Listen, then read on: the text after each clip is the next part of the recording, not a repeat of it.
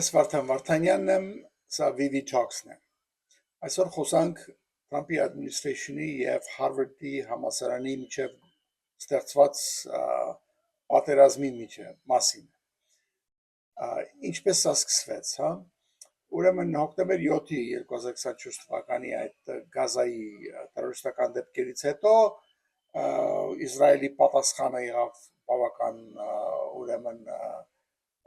կոշտ ահագին քաղաքացիական մարդիկ մահացան, հիվանդանոցներում երեխաներ եւ այլ եւ դա շարունակվում է։ Դրայի պատասխան սկսվեցին ցույցեր տարբեր տեղերում, ներառյալ տարբեր համալսարաններում։ Harvard-ի համալսարանում նույնպես ուսանողները ցույցեր կատարեցին Իսրայելի դեմ։ Եղան բողոքներ հրեա ուսանողներից, որ իրենց նկատմամբ եղել է ուրեմն discrimination, harassment, այսինքն եւ նույնիսկ հարձակումներ են եղել։ Հրեա ուսանողները իսկույն դատի տվեցին Harvard-ի համալսարանին իրենց չպաշտպանելու համար։ Պարտականություն ունի ուսանողներին պաշտպանելու, իսկ նա իր պարտականությունը լավ չի կատարել։ Այս դատը լուծվեց այնպես, որ եկան համաձայնության երկու կողմերը։ Համաձայնության պայմաններից մեկը այն էր, որ Harvard-ի համալսարանը պետք է պարտադիր ուրեմն training մտցնի իր բոլոր պրոֆեսորների եւ աշխատողների համար անտիսեմիտիզմի վերաբերյալ եւ ինչպես պետք է բաներ չանել, որպեսզի հրեա ուսանողների իրավունքները խախտվեն։ Եվ ընդունելով նախորոք հենց այդ ուսանողների պնդած բանաձևը, թե ինչն է հանդիսանում անտիսեմիտիզմ։ Մինչև այդ էլ իհարկե գոյություն ուներ, համալսարանը իր բաների մեջ ուներ այդպիսի բաներ, բայց նա ասեցին քոնդ բավական խիստ չի կամ ճիշտ չի, դու բերը պետք է ընդունես։ Հոլոկոստի remembers այսպես կոչված կազմակերպություն կա, նրա բանաձևը, նրա definition-ը պետք է ընդունես։ Harvard-ը համաձայնեց։ Եվ non-discrimination policy-ներ իրենց պետք է ավելի խստացնեն այս նպատակով։ Եվ բացեն նոր մի գրասենյակ, office իրենց համալսարանում for focused on religious discrimination, այսինքն կրոնական խտրականության դեմ նոր ուրեմն office են բացանում համալսարանում։ Բացի սրանից, ուրեմն բողոքները հասան կրթության նախարարություն եւ Department of Education-ը սկսեց հետաքրքրություններ անել Harvard-ում եւ ուրիշ համալսարաններում անտիսեմիտիզմի դեպքերի վերաբերյալ։ Իդեպ ասեմ, որ Trump-ի administration կրթության նախարարությունը համարում է անպետքություն, իզուր փողի ծախս եւ արդեն ահագին մարդիկ են գործից հանել կամ փակում են։ Ասա ոնց է գնալու չգիտեմ։ Բայց այս բոլորը չվերջացավ այդ դատական համաձայնությունով կամ այդ process-ով, administration անցավ հարձակման։ Առաջի բաներից մեկը նորից մեղադրելով համալսարանին, որ դա դարձել է անտիսեմիտիզմի բույն, ինչ որ հրամայեց, որ իրեն հանձնեն բոլոր այդ ուսանողների անունները, որոնք մասնակցել են որևէ ցույցերի, որտեղ դրանք բոլորը թաքնված terroristներ են, նրանց պետք է բոլորը երկրից վրընդել։ Համալսարանը ասաց, որ չեն կարող այդպես բան։ Ասաց պիտի 10 անունները բավական չի, ընդհանրապես բոլոր քո օտարերկրյա ուսանողների անունները պիտի 10։ Նորից Harvard-ը ասաց, ոչ, չեմ տալու։ Պատասխան դրա եղան մի քանի բավական ուժեղ քայլեր Trump-ի կողմից։ Առաջի բաներից մեկը դա այն էր, որ զրկեցին Trump-ին օտարերկրյա ուսանողներ ունենալու իրավունքից, այսինքն ուսանողներ ունենալու տարբեր երկրներից։ Դա հետ միասին ուրեմն պետքարտուղար Ռուբիոն հայտարարեց, որ State Department-ը այլևս վիզա չի տալու օտարերկրյա ուսանողներին գալու Harvard։ Ես այս բոլորը ասելով հիշեցնեմ, որ իմ մոտ միանգամից հարց է առաջանում։ Քանի որ State Department-ը գիտի բոլոր ուսանողները ովքեր են գալիս, որ դիմում են, որ նախ պետք է ապացուցեն, որ իրենք ընդունել են համալսարան, որ համալսարանը եւ ունեն ֆինանսական միջոցներ այնտեղ ապրելու եւ սովորելու կրթարշակ վճարելու։ Ինչ կարիք կար ցուցակներ ուզելու դրա համար, արդեն ունենք, ինչ որտեղ, այդ ընդհանրենք, որ լավ չունեն եւ կոնկրետ ցույցերին մասնակցողների անուններն են ուզում, նա դա լարցական է թե ինչպես պետք է լիներ, բայց անպայման չէր գնալ այս ճանապարհով, կարելի է բոլորը իմանալ առանց դրա, ես գիտեմ, որ ICE, Immigration Customs Enforcement ունի այդ information-ը։ Ամենայնիվս որոշեցին, որ ստիպեն, որ Harvard-ը տա։ Ես ենթադրում եմ նրա համար, որ նաև ցույց տան ուսանողներին, որ նրանք պաշտպանված չեն ուսանողական ստատուսով կամ ակադեմիական խոսքի ազատության եւ այլն այսպիսի եթերային հասկացողությունների, հա, այդ երևի իրանց կողմից այդպես է նայվում։ Ես այդպես չեմ նայում, բայց բոլոր դեպքերում այս պահանջը դեռ կա եւ Հարվարդն էլ դիմադրում է եւ Կոչյանում մնացած համալսարաններն էլ դիմադրել տեղի չտալ ադմինիստրացիայի ճնշումներին, որտեղ նույն բանը դեղել է կատարվում։ Բայց ասեմ, որ այսը նորից բոլոր համալսարանների ուսանողների մասին գիտի, ովքեր են, գիտի նրանք եւ վաղուց է այս գործը անում, որովհետեւ գաղափարային է, որ ուսանողները չգան, ուսանողական վիզա չկործածեն որպես իմիգրացիոն վիզա, այսինքն ընդունեն որևէ ինչ-որ մի փոքր դպրոց նույնիսկ կամ լավ համալսարան, բայց კი դասերի չհաճախեն, այլ պարզապես օրինավոր ձևով ապրեն Ամերիկայում, քանի որ վիզան իրենց ստատուս է տալիս։ Շատ ավելի լավ է, եթե փող ունես այսպես անես, քան թե գնաս ինչ-որ սահմանը ոտքով անցնես եւ կարտերերին փող վճարես եւ այլ եւ այլ։ Այդ հարցի մասին մի քիչ խոսացել եմ, նայեք իմ ապօրինի ներգաղթի վիդեոները։ Ինչ վերաբերում է այս հարցին, ուրեմն սա ոչ միտեղ չէր շարժվում, միջև որ ասեց, օքեյ, վիզաներից բացի եթե չեք ուզում ընդունեք, ուրեմն ձեր բոլոր բաները պետական կոնտրակտներն են խզում։ Մոտ 100 միլիոնի չափ կոնտրակտներ կային, ներառյալ օրինակի համար Federal Government-ի բոլոր Senior Executive Service-ի անդամները, որոնք նոր ստանում են այդ կոչումը, դա ավակ ղեկավարի կոչում է, այսպեսի բան կա Senior Executive, նրանք գնում են Հարվարդի համալսարանում, այսպեսի դպրոց կա իրենց համար, բոլորը այնտեղ են գնում դասեր անցնում, թե ինչպես պետք է այսպեսի ղեկավար լինես, management-ի բանը օրենքներ, սովորում եւ այլ եւ այլ։ Հիմա նայել են փակում ես բոլոր բաները, մնացած բոլոր կոնտակտների հետ եւ ասել են, որ մնացած բոլոր նախարարություններն էլ վերանային իրենց կոնտրակտները Հարվարդի հետ, եթե ուրիշ հնարավորություն կա, ուրիշ ալտերնատիվ կա, ուրիշների հետ գնացեք, գործ ունեք Հարվարդի հետ։ Սա էլ բավական չի, ուրեմն բոլոր գրանտերը, որ տրված էին պետությունից Հարվարդին տարբեր տեսակի հետազոտական աշխատանքների համար, սկսած բժշկությունից վերջացած, չգիտեմ, ֆիզիկայով եւ ինչպեսի բարձր տեխնոլոգիաների բնագավառում եւ այլն, դրանք են ուրեմն կանգնեցնում, ֆրիզ են անում, անգլերենով, սառեցնում, հա։ Դու գումարը սկսեց 2 միլիարդից, հա, անգլերենով բիլիոն են ասում, բիտարով, միլիարդը ֆրանսերեն է, եւ հիմա ինչ որ խոսքեր ունե 3.2-ի մասին եւ հավելյալ ինչ որ էլի ուրիշ գրանտեր կան, դրանց էլ են սպառնում։ Բնականաբար սա փոքր փող չի, չնայած որ Հարվարդը աղքատ համալսարան չի, Հարվարդի ուրեմն իրենց endowment են ասում, իրենց այդ ֆոնդը, որ ունեն հավաքված իրենց տարբեր ժառանգություններից, նվերներից եւ տարբեր մարդկանց թողած հասկանում ես փողերից, շատերը եղել են նախկին Հարվարդեն վերջացրել, հետո 50 տարի հետո արդեն հարուստ մարդիկ են մեծ նվերներ են տալիս, իրենց անուններով ինչ որ շենքերի վրա անուններն են դնում, չգիտեմ, կամ տալիս են, որ իրենց երեխան Հարվարդ ընդունվի, օրինակը ձեզ Թրամփի պես այն Քուշները, հա, իրեն հայրը Հարվարդին 3 միլիոն դոլար էր նվիրել, որպեսզի իր տղան գնա Հարվարդ, վերջացնի, որտեղ իր ասած գնահատականներով ոչ մի դեպքում չէր ընդունի Հարվարդ նորմալ դեպքում, հա, եւ ասեմ, որ Հարվարդը ամենադժվար ընդունվելու համալսարանը չի, շատ 4%-ն է դիմորդների ընդունվում, այնտեղ կան համալսարաններ, օրինակի համար MIT-ն, Caltech-ը, California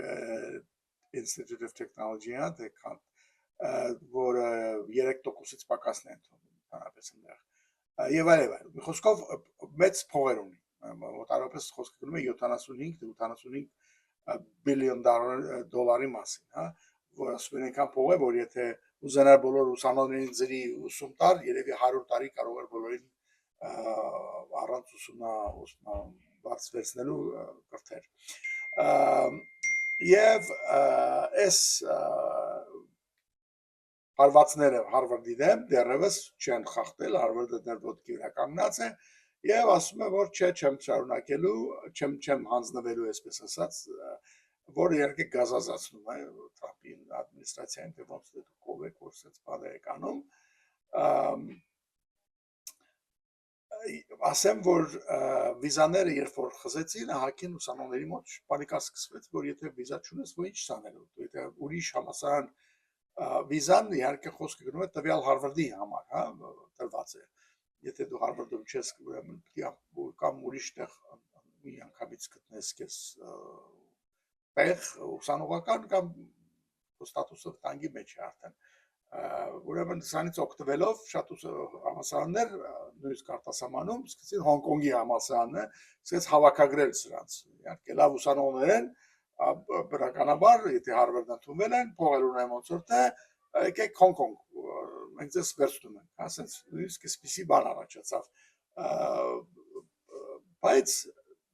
Հոնկոնգ չէին ուզում, չէ գնան ժամանակին։ Ինչ է նշանակում այս գրանտերի սառեցումը, հա, դա շատ ավելի մեծ էֆեկտ ունենա, որովհետև ընդհանրապես գրանտերը այնպես չեն տրվում, դրանք տրվում են ինչ-որ կոնկրետ գիտական աշխատանքների համար, ինչ-որ ռեզուլտատներ տաս դրա համար,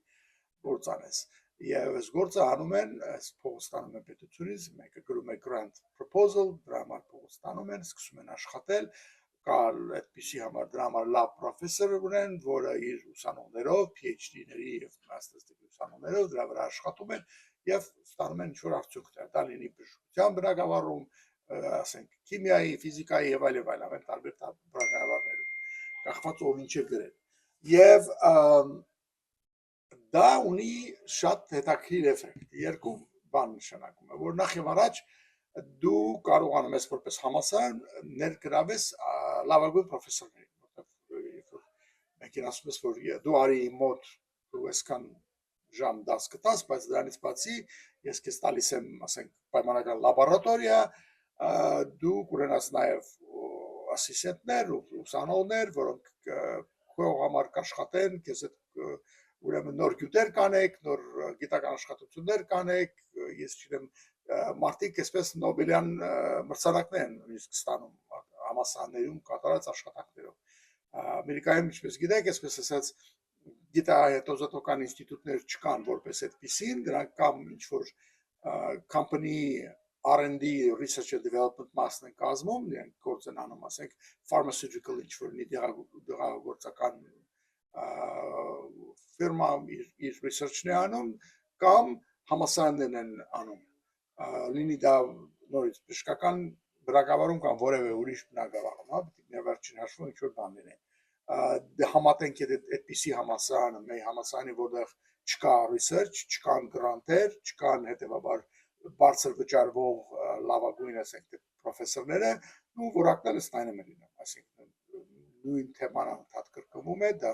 դասաբանով ցանկով, այսպես ասած, տարիներ եւ նոր բաներ այնտեղ չեն ծնվում, հա, բացի ասենք, որ մեկը նշում է, որ դիսերտացիա է գրում ինչ-որ բանի վերաբերյալ, բայց փորձնական աշխատանքեր չեն կատարվում, այսպես լաբորատորիաներ չկան եւ այլն։ Հիմա ինչ-որ սա կարևոր հանգամանք է եւ դա ոչ թե միայն մնում է համալսարանում, սրանք շատ անգամ այդ համալսարանները կատարում են այս ռեսուրսները կոնտրակտով տարբեր եւ պետական Պենտագոնի համար կարող է լինել կամ ասենք թե ուրիշ դեպարտմենտի համար ես օրինակ գիտեմ ժամանակին MIT-ին կատարում էր հետաքրքիր աշխատանք ծովային ուժերի համար, ես չիմանամ տարբեր բաներ այսպես։ Սա այս բոլորը իհարկե ազդվել է այս որոշումից, ինչ է նշանակում գրանտերը կտրում են։ Այս մարդիկ չեն մտածում հետևանքները ինչ են իրեն, դու կարող ես ասում են ու գիտեղ աշտել հանես, դու քեզ վնասես, ասում են, հա, քո կոնտրակտները կտրելով, դու չես կարող շատ արագ այդպես փոխարինես նոր կոնտրակտներով, որտեղ բոլոր նոր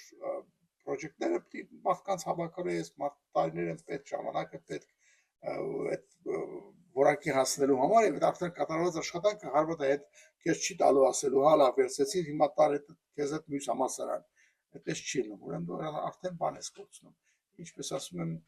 այս մարդիկ շատ խորը չեն մտածում նախքան մի հատ քայլ անելը,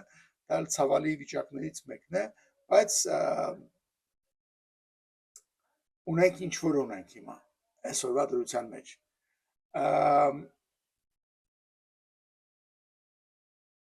մյուս կողմից ուսանողների տեսակետից մի հատ նայենք սա ինչ է նշանակում ոչ թե միայն իրենց Հարվարդն են կորցրել այսպես ասենք կամ կարող են կորցնել բայց Հարվարդն է շատ բան կորցրել որովհետև եթե չես կարողանում դրսից ուսանող բերես, դու չունես այդ մակարդակը։ Զարմանալի բան, ինչ է Ամերիկայում լավ ուսանող չկա, իհարկե կա։ Հարվարդի դեպքում դա իր ուսանողության 23-ից 27%-ն է տարից տարի կախված, որ օտարերկրյա ուսանողներ են։ Բայց Հարվարդի կարծիքով դա լավացնում է իր ուսանողների որակը, երբ որ նրանք շփվում են տարբեր երկրներից եկած ուսանողների մարդկանց հետ եւ նրանց կարծիքներն իմանում եւ այլն։ Բայց դա չի միայն, հետաքրքիր երևույթ է ստեղծվում, երբ որ դրսից են գալիս ուսանողները, շատերը հատկապես եթե մեկ եկել է Հարվարդ ասենք թե կամ որևէ համալսարան ճիշտ ասած, որևէ երկրից, Հնդկաստան լինի, Պակիստան լինի, չգիտեմ որտեղ լինի,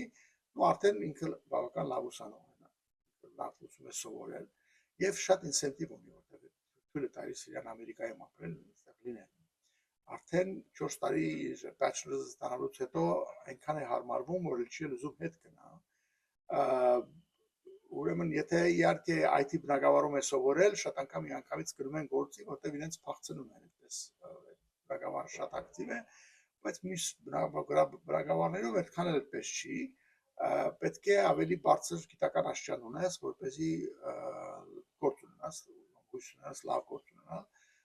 Ուրեմն մնում է master's degree են անում, 2 տարի էլ դա է գնում, արդեն 6 տարի Ամերիկայում են հետ չեն ուզում հետ գնալ, մտածում են ընտանիք կազմելու մասին արդեն եւ այլն, եւ կամաց-կամաց սկսում են իրենց ծնողներին կամ եղբայրներին բերել Ամերիկա, ոչ թե իրանք մտածում են իրենք գնան իրենց երկիրը, եւ շարունակում են մի մասը իհարկե արդեն PhD անելու համար եւ PhD արդեն հասնելու ժամանակ սկսում ես նաեւ վճարվել, գիտական աշխատանք ես կատարում, դառնում ես շատ բարձր որակի մասնագետ, հետո կարող ես ինքդ դաս տալ, կարող ես ինքդ աշխատել տարբեր այսպես մեծ կամպանիներում, լինի դա նորից pharmaceuticals կամ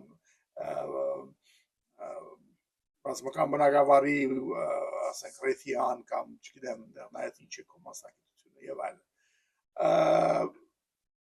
Եվ փաստորեն երկրում մնում են այս որակի լավ